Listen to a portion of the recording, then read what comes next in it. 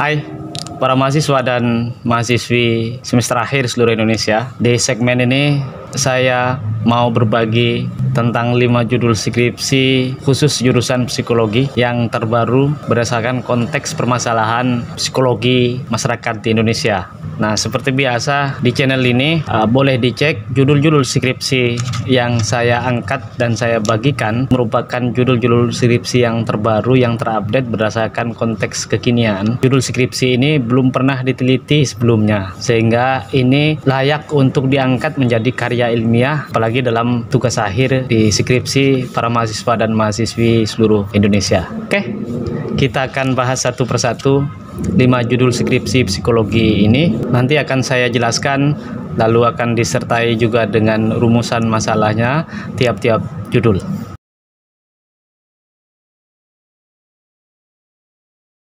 Persepsi kekerasan verbal dalam rumah tangga dan dampak kejiwaan pada perempuan pasca perceraian. Di mana? Lokasinya bisa ditentukan oleh kalian sendiri. Jadi subjek penelitian di sini adalah perempuan yang pernah menikah dan bercerai. Yang kita ingin tahu adalah kekerasan verbal di dalam rumah tangga itu yang kemudian berakhir dengan perceraian, dan juga bagaimana dampak kejiwaan pada perempuan tersebut. Terkait dengan perceraian pada masa pandemi COVID-19 ini, hingga saat ini trennya itu semakin naik, semakin meningkat. Kalau dalam ilmu sosial, itu sebagai salah satu akibat dari pandemi COVID-19 yang menghantam perekonomian hingga ke level keluarga, sehingga keluarga itu goncang, suami tidak bisa menafkahi istrinya karena dipecat dari perusahaan misalkan, yang berjualan tidak laku karena orang dibatasi mobilitasnya, sehingga ketahanan keluarga menjadi bermasalah dan bercerai. Saya yakin setiap perceraian itu sedikit banyak akan ada percekcokan, ada konflik di dalam keluarga, sehingga kekerasan verbal itu sangat mungkin terjadi, dan saya yakin akan terjadi dan sudah terjadi. Kenapa? Karena begini, kita melihat misalkan kekerasan itu kan setidak-tidaknya bisa dibagi dua, kekerasan yang sifatnya fisik dan kekerasan yang sifatnya mental melalui ujaran-ujaran yang sifatnya verbal itu di dalam keluarga ketika mengalami perselisihan, ya kan? Baik itu si istri ataupun si suami bisa saja mengalami kekerasan verbal ini, karena kita pasti saling menyalahkan satu dengan yang lain, bukan? Sehingga kekerasan itu tidak bisa dinafikan lagi, tidak bisa dielakkan lagi, pasti ada sedikit banyak, sehingga melahirkan kekecewaan, melahirkan stres, melahirkan banyak masalah-masalah kejiwaan yang lain. Nah, khusus di sini bagi perempuan. Jadi kalian semua bisa melakukan penelitian terhadap perempuan yang bercerai. Kalau pengen data tentang perceraian, kalau secara nasional kamu bisa ketik di Google banyak. Kalau kamu mau lebih spesifik di lokasi-lokasi tertentu atau kecamatan atau kabupaten, kamu bisa datang ke pengadilan agama setempat. Berapa kasus perceraian dalam 2 tahun belakangan, minimal sejak adanya pandemi COVID-19 ini. Nah, dari situ kita bisa mendapatkan subjek penelitiannya. Jadi gampang ini untuk menentukan siapa yang nanti akan dijadikan informan atau responden gitu ya. Dari data-data di pengadilan agama itu kita tahu kasus-kasusnya. Ini karena apa, dan seterusnya. Lalu kemudian dari situ kita bisa telisik itu. Mana yang terdekat yang memungkinkan untuk kita datangin dari situ. Jadi mudah.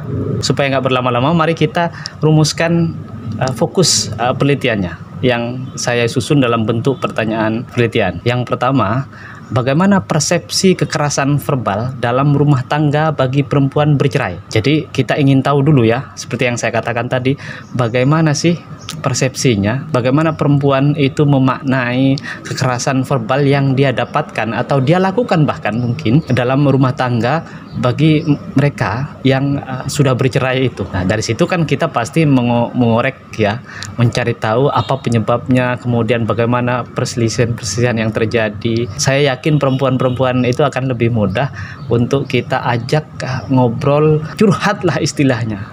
Dari situ data akan terungkap sendiri. Oke, yang kedua, rumusan masalahnya. Bagaimana dampak kejiwaan bagi perempuan korban kekerasan verbal pasca perceraian? Mau terjadi kekerasan verbal atau tidak, perempuan bercerai pasti ada dampak kejiwaan. Paling tidak dari lingkungan sekitar. Oh, dia janda ya, Karena apa? Sorot masyarakat akan mengarah ke yang janda itu. Itu dari luar, dari eksternal ya, dari lingkungan sekitar. Kalau dari dalam, bagaimana dampak kejiwaannya? Ketika dia berantem atau bahkan mungkin bisa kekerasan fisik itu juga akan berpengaruh, akan masuk ke mental. Mungkin ada trauma, ada stres dan seterusnya.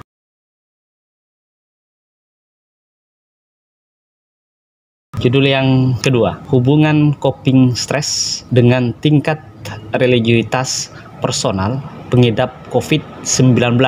Ini dalam tanda kurung bisa ditulis, studi pada X pengidap COVID-19 di mana?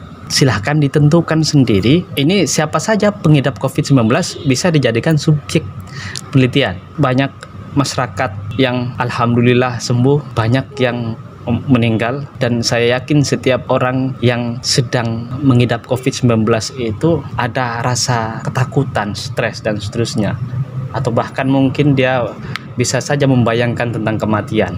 Selain itu, kenapa ini penting diteliti? Hubungannya dengan tingkat religiusitas itu karena masyarakat Indonesia itu kita kenal sebagai masyarakat yang religius. Segala sesuatu masyarakat itu kalau sudah putus asa, kita sandarkan semuanya, kita pasrahkan semuanya ke Allah. Kita sudah berusaha semaksimal mungkin, apa yang saya tidak bisa maka kita serahkan kepada Allah Subhanahu wa taala. Kan begitu. Oke. Kita susun rumusan masalahnya. Yang pertama, bagaimana coping stres X pengidap COVID-19 selama menghadapi masa-masa kritis. Yang kedua, apakah tingkat religiusitas personal berhubungan dengan coping stres X pengidap COVID-19?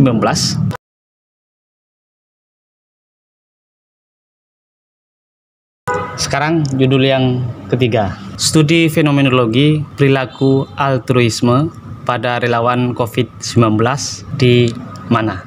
Tentukan saja. Karena relawan COVID-19 itu sampai ke level desa. Jadi bisa ditentukan mau skopnya mana. Desa, kecamatan, atau kabupaten. Altruisme itu adalah sikap yang mementingkan, mendahulukan orang lain, untuk kebaikan orang lain, untuk menyelamatkan orang lain, dan seterusnya, daripada dirinya sendiri. Relawan COVID-19 tahu, saya yakin, kita semuanya tahu bahwa ketika kita berinteraksi dengan penderita COVID-19, ada kemungkinan besar terkena virus COVID-19, sehingga dia menyadari betul sebelum dia terjun langsung jadi relawan pandemi COVID-19. Terkait dengan studi fenomenologi ini, kita ingin mencari tahu bagaimana perilaku altruisme atau sikap altruisme itu berdasarkan pengalaman-pengalaman mereka, berdasarkan opini-opini mereka, pendapat-pendapat mereka tentang sesuatu yang sedang atau sudah mereka lakukan menjadi relawan COVID-19. Apa motif yang sebenarnya ada di dalam diri mereka? Motif kemanusiaankah atau motif apa sajakah? Karena ini studi fenomenologi, maka skopnya tidak perlu besar, cukup 6 orang atau 5 orang yang kita wawancarai terkait dengan perilaku altruisme ini.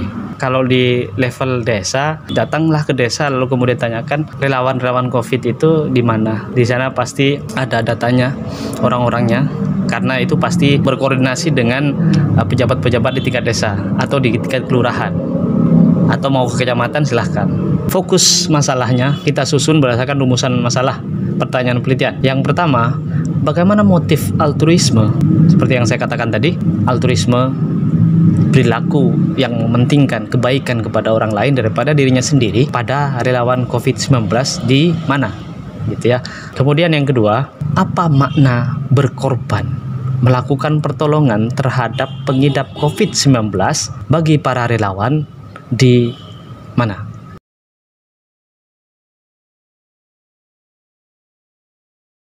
Judul yang keempat, upaya mengatasi post-traumatic stress disorder pada korban pelecehan seksual.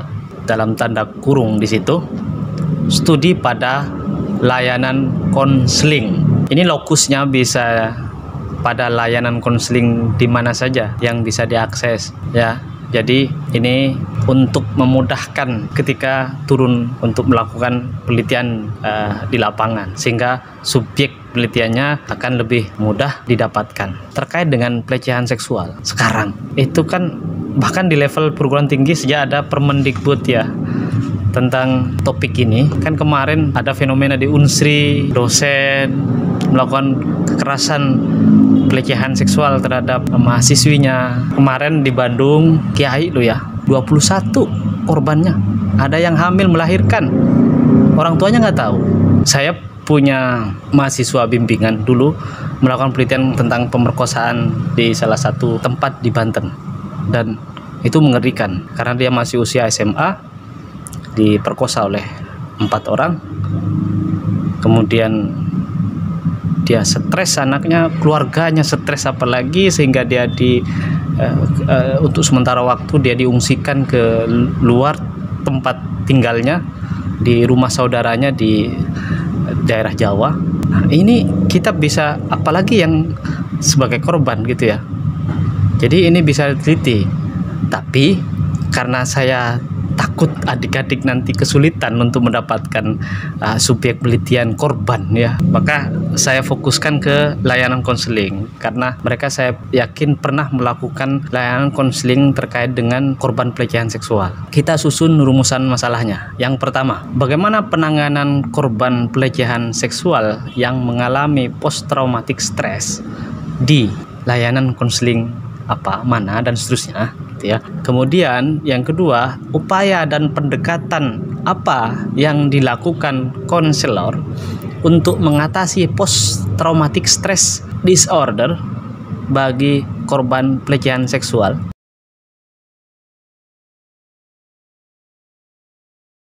Judul yang terakhir, pengaruh sosial support keluarga terhadap tingkat kebahagiaan masa tua pada para lanjut usia. Para lanjut usia itu kita taruh 60 tahun ke atas lah ya.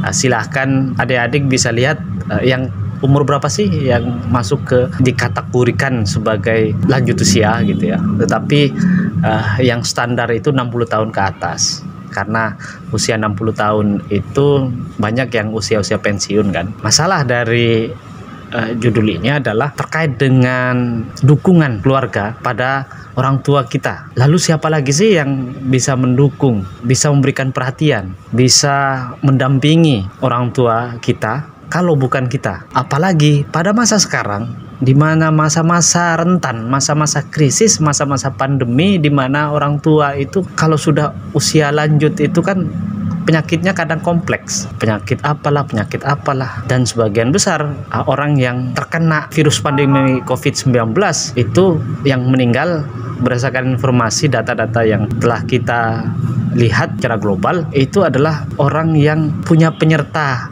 penyakit lainnya, sehingga menambah kompleksitas penyakit, akhirnya tidak bisa bertahan. Ini butuh dukungan keluarga, butuh perhatian, butuh bagaimana kita berbakti lah istilahnya kalau di dalam tradisi kita gitu kan. Karena kalau kita tidak memberikan perhatian kepada orang tua di masa tua ini, maka mereka itu kebahagiaan akan berkurang tentunya. Ini termasuk penelitian yang menguji hipotesis, termasuk ke dalam penelitian kuantitatif gitu ya. Karena menguji dua variabel bebasnya atau variabel dependennya, atau bisa disebut variabel X-nya, itu adalah sosial support keluarga. Yang variabel yang dipengaruhi di situ adalah tingkat kebahagiaan masa tua. Jadi ada dua variabel di sini. Yang memberikan pengaruh itu adalah social support, dan yang dipengaruhi adalah tingkat kebahagiaan. Bisa disusun, hipotesisnya adalah ada pengaruh sosial support keluarga terhadap tingkat kebahagiaan masa tua pada para lanjut usia. Kita susun fokus penelitiannya dalam bentuk rumusan masalah pertanyaan penelitian. Yang pertama, bagaimana sosial support di lingkungan keluarga bagi para lanjut usia di mana? Tulis saja di situ. Kemudian yang kedua, apakah sosial support di lingkungan keluarga berpengaruh terhadap tingkat kebahagiaan para lanjut usia? Itulah 5 judul skripsi yang terbaru jurusan psikologi. Semoga ini bermanfaat. Tetap semangat. Salam dari saya.